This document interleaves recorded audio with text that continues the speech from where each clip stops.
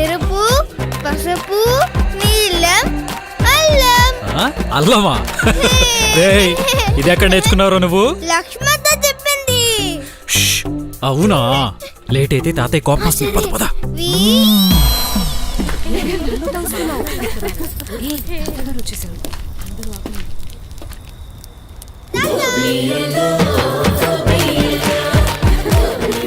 తాత విరిగిపోయింది, వెయ్యచ్చా? పాత వస్తువులు, పాత ఆలోచనలు నెగటివ్. వాటిని భోగి మంటలో వేస్తే ఇంటికి మంచి వస్తాయి. వెయ్యి. అయితే కోపం కూడా నెగటివే కదా తాత? అత్త మీద కోపం ఇందులో వేస్తే ఇంటికి తిరిగొస్తుందా? కరెక్టే కదా నాన్న. అది ఎవరిని పెళ్లి చేసుకుంటే ఏంటి?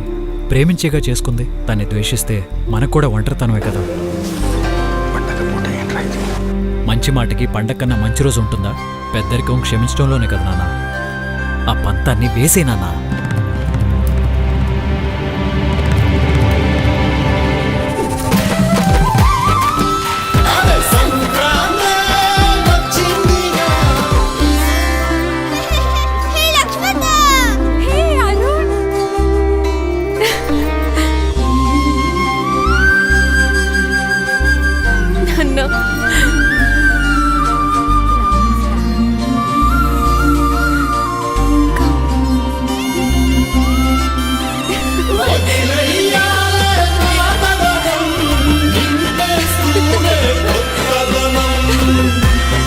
పాతది వదిలితేనే కొత్తది ధరించగలం.